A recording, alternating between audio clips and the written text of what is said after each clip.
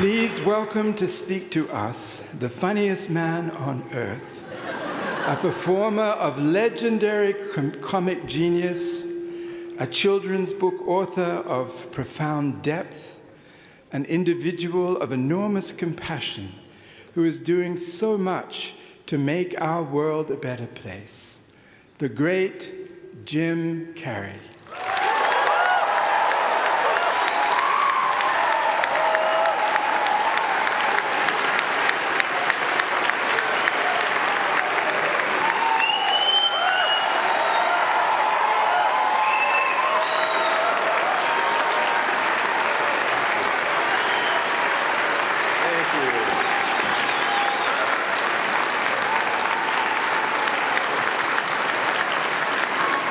What are you sitting down for?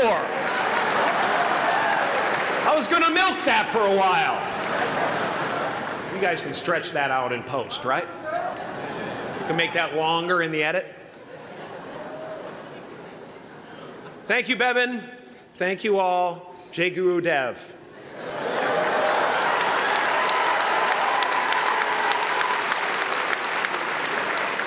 I brought one of my paintings to show you today. I hope you guys are going to be able to see it okay. It's not one of my bigger pieces, so you might want to move down front. Get a good look at it. Faculty, parents, friends, dignified guests, graduating class of 2014. And all the dead baseball players coming out of the corn to be with us today. After the harvest, there's no place for them to hide. Fields are empty. There's no cover there.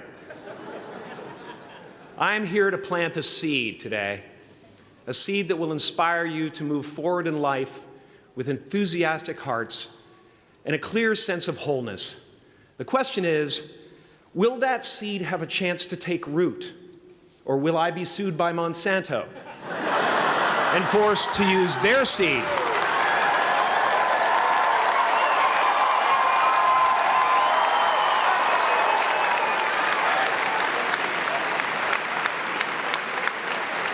Which may not be totally Ayurvedic.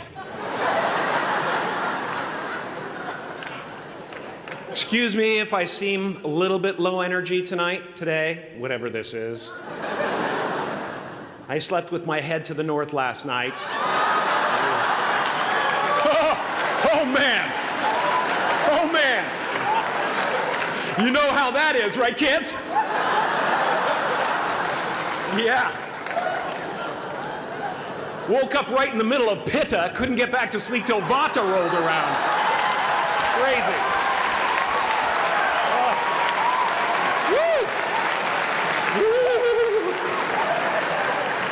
But I didn't freak out, you know. I used that time to eat a large meal. Connect with someone special on Tinder.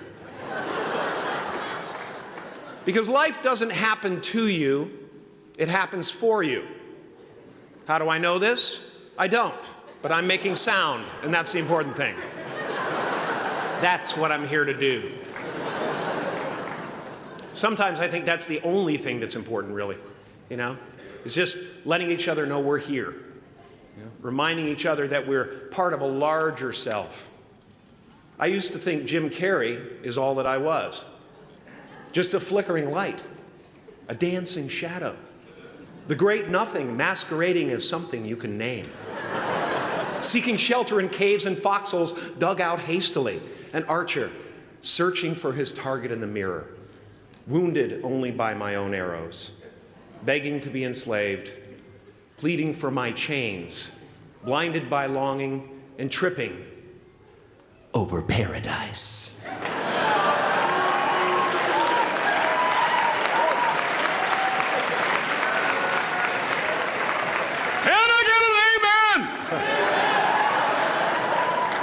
You didn't think I could be serious, did you?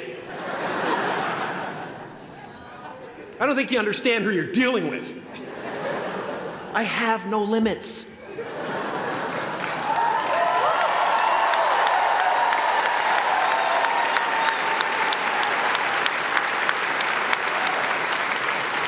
I cannot be contained because I'm the container.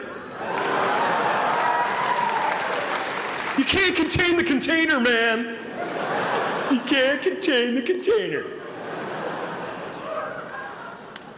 I used to believe that who I was ended at the edge of my skin, that I had been given this little vehicle called a body from which to experience creation. And though I couldn't have asked for a sportier model, it was, after all, a loaner and would have to be returned. Then I learned that everything outside the vehicle was part of me too. And now I drive a convertible.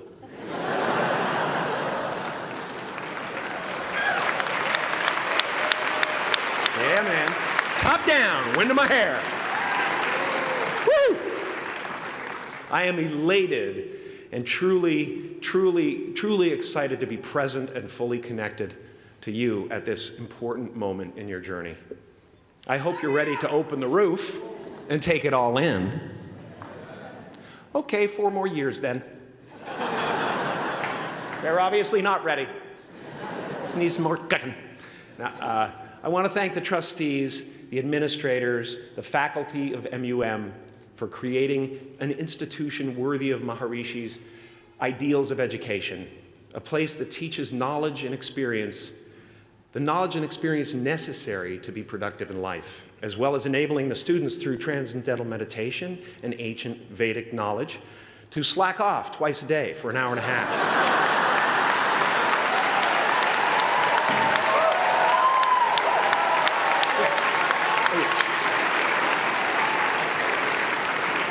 Don't think you're fooling me. But I guess it has some benefits. It does allow you to separate who you truly are and what's real from the stories that run through your head. You have given them the ability to walk behind the mind's elaborate set decoration and to see that there's a huge difference between a dog that is going to eat you in your mind and an actual dog that is going to eat you.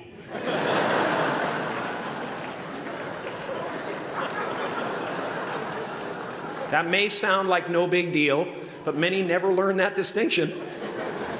And they spend a great deal of their lives living in fight or flight response. I'd like to acknowledge all of you wonderful parents. Way to go. What a fantastic job you've done. For your tireless dedication, your love, your support, most of all, for the attention that you paid to your children. I have a saying, beware the unloved, because they will eventually hurt themselves or me. But when I look at this group here, you know, I feel really safe. I do. I'm just going to say it. My room is not locked. My room is not locked. No doubt some of you will turn out to be crooks.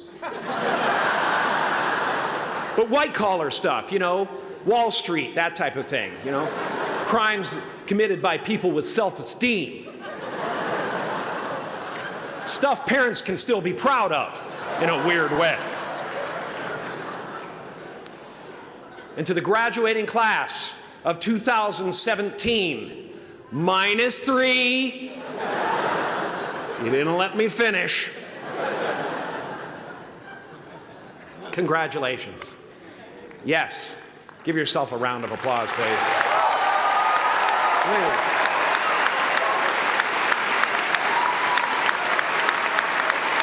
Yeah.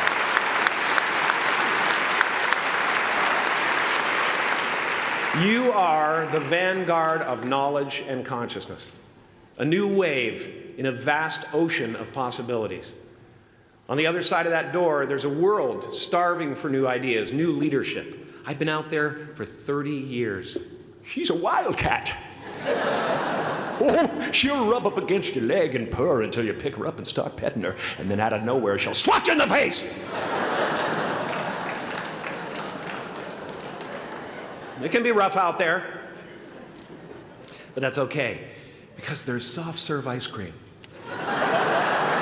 with sprinkles. I guess that's what I'm really trying to say here today.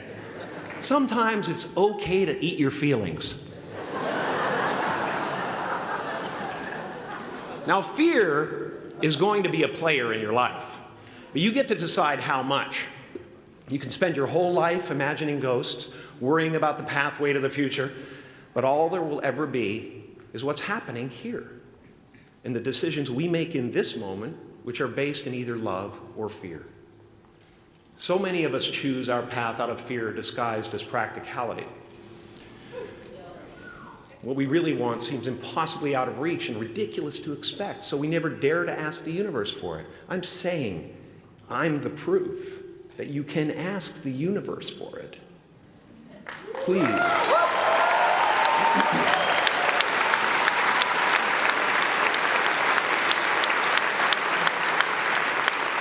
And if it doesn't happen for you right away, it's only because the universe is so busy fulfilling my order.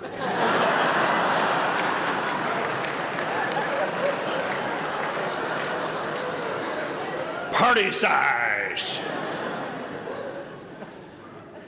My father could have been a great comedian, but he didn't believe that that was possible for him. And so he made a conservative choice. Instead, he got a safe job as an accountant. And when I was 12 years old, he was let go from that safe job. And our family had to do whatever we could to survive. I learned many great lessons from my father, not the least of which was that you can fail at what you don't want. So you might as well take a chance on doing what you love.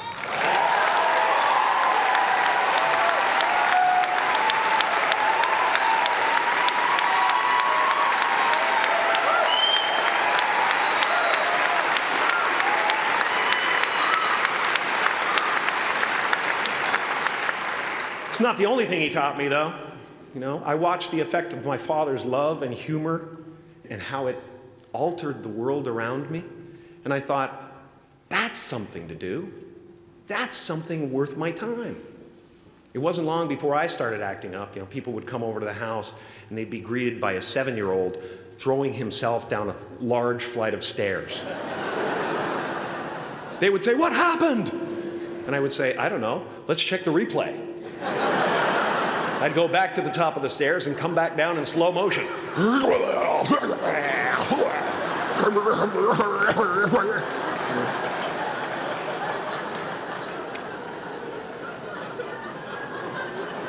It was a very strange household. My father used to brag that I wasn't a ham, I was the whole pig. And he treated my talent as if it was his second chance. When I was about 28, after a decade as a professional comedian, I realized one night in LA that the purpose of my life had always been to free people from concern, just like my dad. And when I realized this, I dubbed my new devotion the Church of Freedom from Concern. The Church of FFC.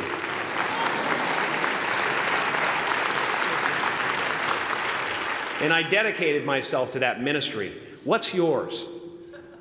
How will you serve the world? What do they need that your talent can provide? That's all you have to figure out.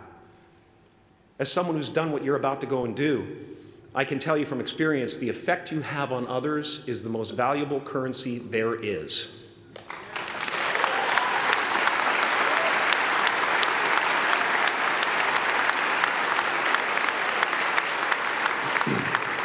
Because everything you gain in life will rot and fall apart, and all that will be left of you is what was in your heart.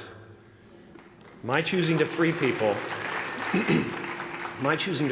from concern got me to the top of a mountain. Look where I am. Look what I get to do. Everywhere I go. I'm going to get emotional because when I tap into this, it really is extraordinary to me.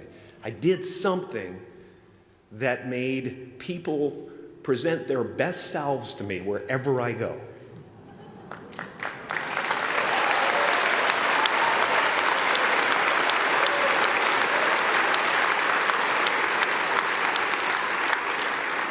I am at the top of the mountain, and I was, and the only one I hadn't freed was myself, and that's when my search for identity deepened. I wondered who I'd be without my fame. Who would I be if I said things that people didn't want to hear? Or if I defied their expectations of me? What if I showed up to the party without my Mardi Gras mask and refused to flash my breasts for a handful of beads? I'll give you a moment to wipe that image out of your mind.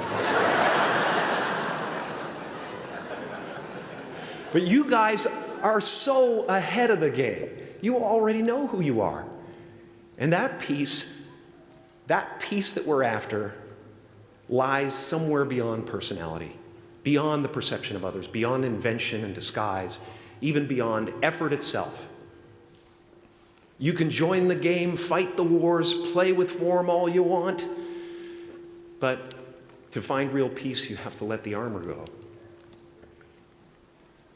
Your need for acceptance can make you invisible in this world. Don't let anything stand in the way of the light that shines through this form. Risk being seen in all of your glory.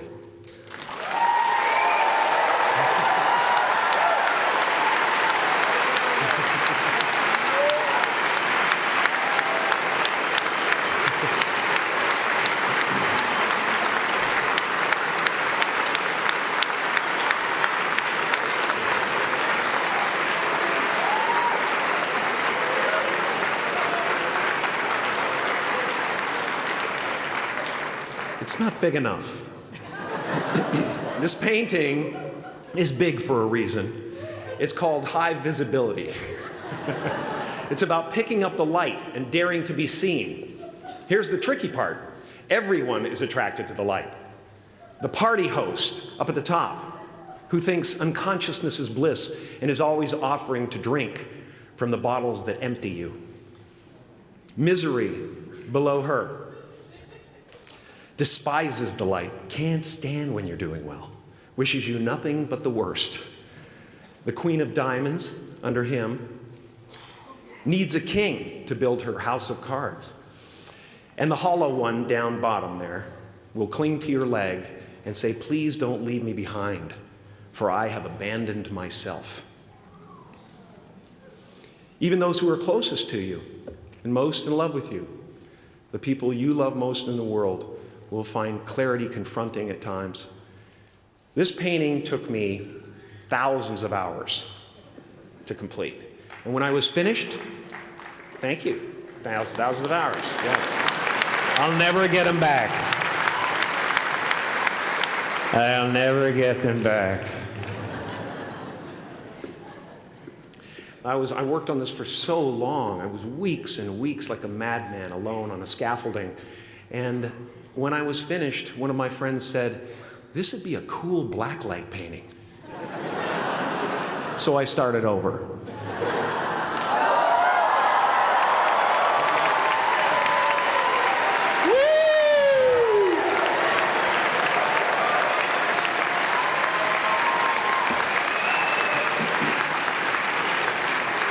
Welcome to Burning Man. Some pretty crazy characters up there, but better up there than in here. You know, painting is one of the ways, thank you. Painting is one of the ways I free myself from concern, a way to stop the world through total mental, spiritual, and physical involvement. But even with that comes a feeling of divine dissatisfaction, because ultimately, we're not the avatars we create. We're not the pictures on the film stock. We are the light that shines through.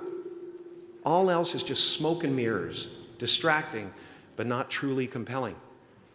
I've often said that I wished people could realize all their dreams and wealth and fame, and so that they could see that it's not where you're going to find your sense of completion. Like many of you, I was concerned about going out into the world and doing something bigger than myself, until someone smarter than myself made me realize that there is nothing bigger than myself.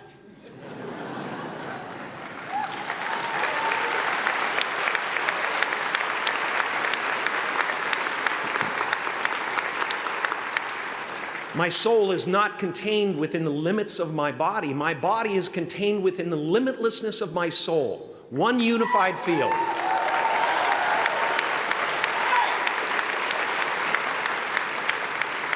One unified field of nothing, dancing for no particular reason, except maybe to comfort and entertain itself.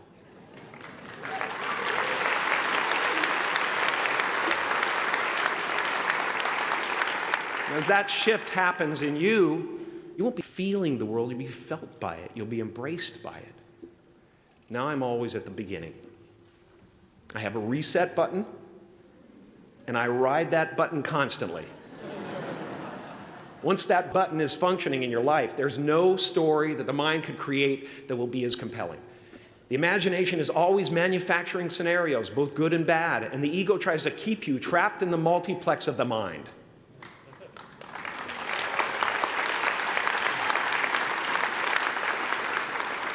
Our eyes are not viewers, they're also projectors that are running a second story over the picture that we see in front of us all the time. Fear is writing that script, and the working title is, I'll Never Be Enough.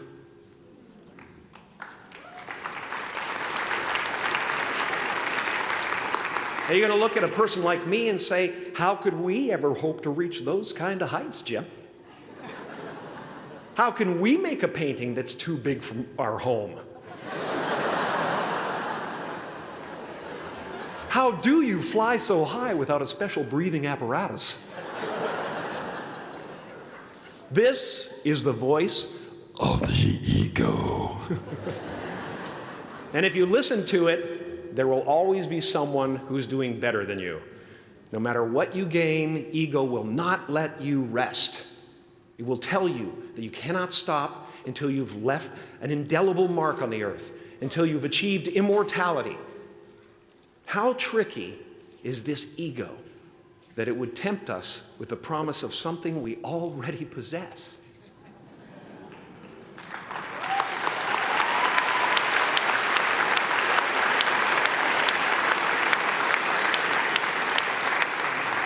So, I just want you to relax.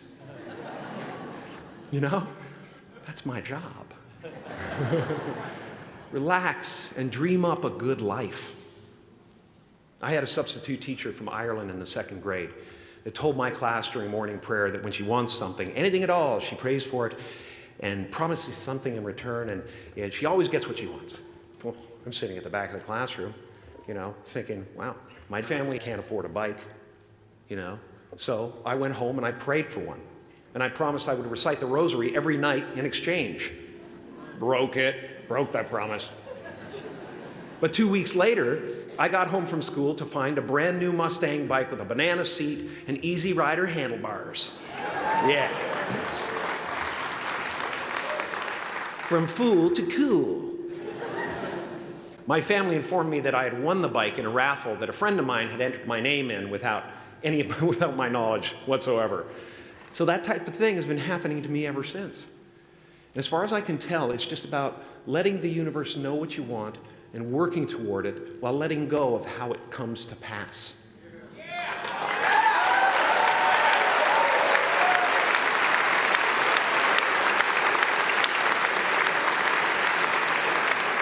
Your job is not to figure out how it's going to happen for you, but to open the door in your head. And when the door opens in real life, just walk through it.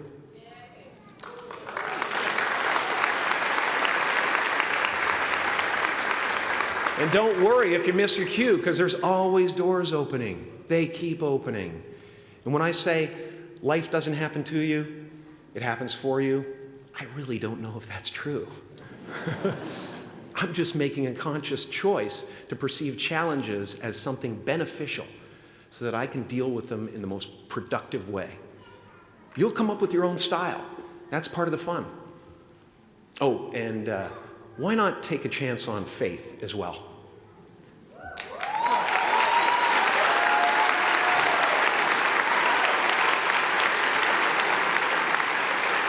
Take a chance on faith. Not religion, but faith. Not hope, but faith. I don't believe in hope. Hope is a beggar. Hope walks through the fire, and faith leaps over it.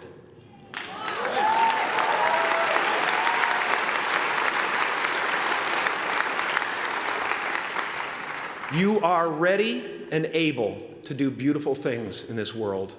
And after you walk through those doors today, You will only ever have two choices, love or fear. Choose love, and don't ever let fear turn you against your playful heart. Thank you so much. Thank you, Odell. I'm so honored. Thank you.